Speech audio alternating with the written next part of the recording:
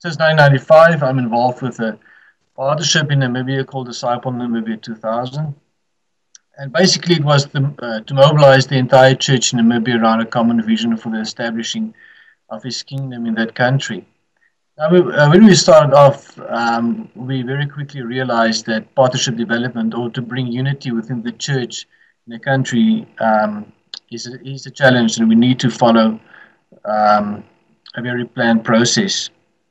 In 1997, I took about a 40-member delegation from the church in Namibia down to the Jacobi conference in Pretoria, South Africa. And as we met as a Namibian delegation, we realized that we need this vision for the country. We need to come together as a church and find ways not only to work together, but also to bring hope to the nation, to establish God's kingdom in Namibia.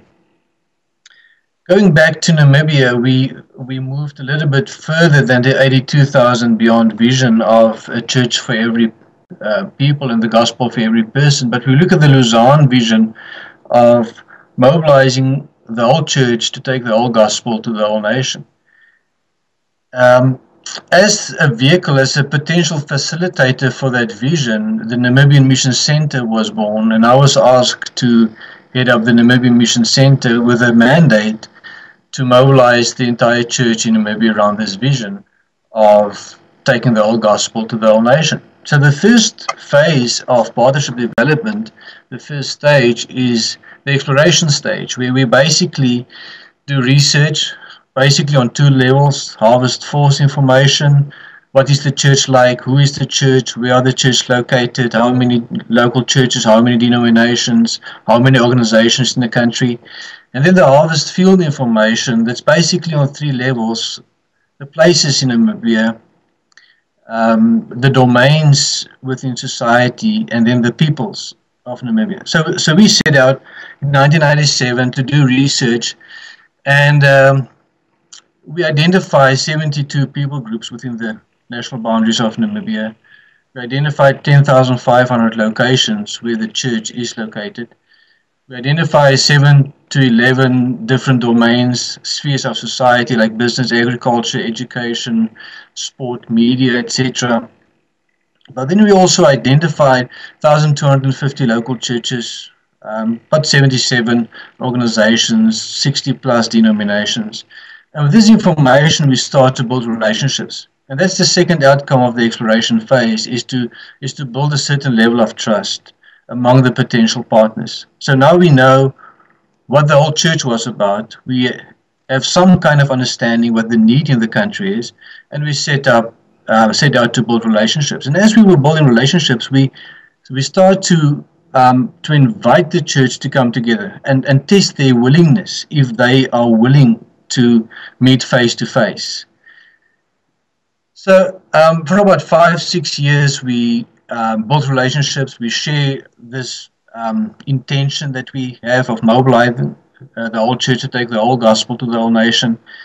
And in 2001, we managed to bring the entire church in Namibia together. By that time, I had written statements from all the major denominations in the country that they are willing to meet to discuss collaboration around a common vision for the country. We built exciting and great relationships. And so in 2001, we met in Windhoek, Namibia, which is the capital, and 57 denominations came to this consultation.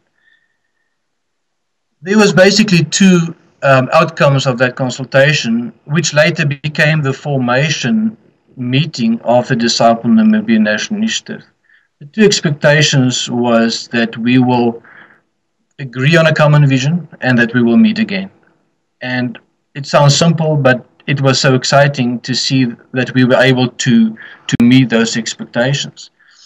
As we were planning for this formation meeting, this national consultation, God put on my heart to end this consultation with communion. And I realized that was a big step of faith, because that was the first time that the church in Namibia, which is the majority of the church in Namibia is Lutheran. It's the only country in the whole of Africa with a Lutheran majority.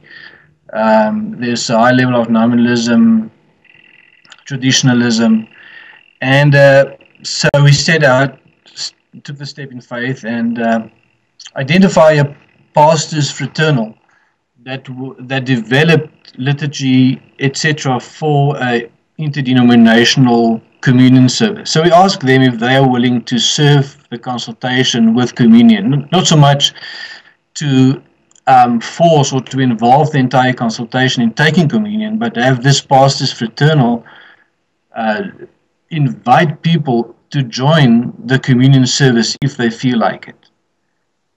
So by the fifth day of the consultation, I was approached by the dean of the Lutheran Church in Windhoek, and he was responsible for about 100,000 members. And he came to me and he said he's willing to lead the consultation in communion. But there's only one problem. He never did it before outside the walls of his own church. And if I can make sure that there's a wooden cross in front of the auditorium, he will be willing to lead. Then a pastor from the Methodist Church, a lady, she came to me and she said she'll be willing to do the liturgy for the communion. And then a praise and worship leader from a very charismatic congregation in Windhoek came to me and said he will do the praise and worship.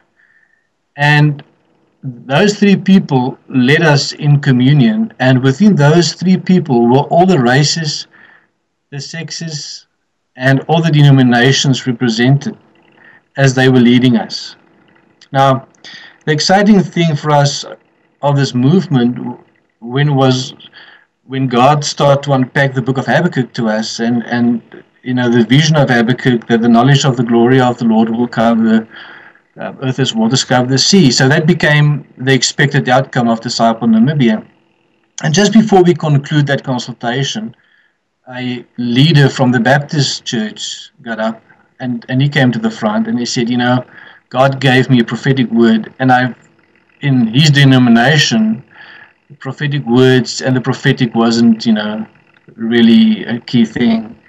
So he said, but he would like to be obedient, and he shared with us from Isaiah. And in conclusion of that consultation, he said, arise and shine, for your light has come, and the glory of the Lord is risen upon you. And that was such a wonderful conclusion to this formation meeting, this national consultation.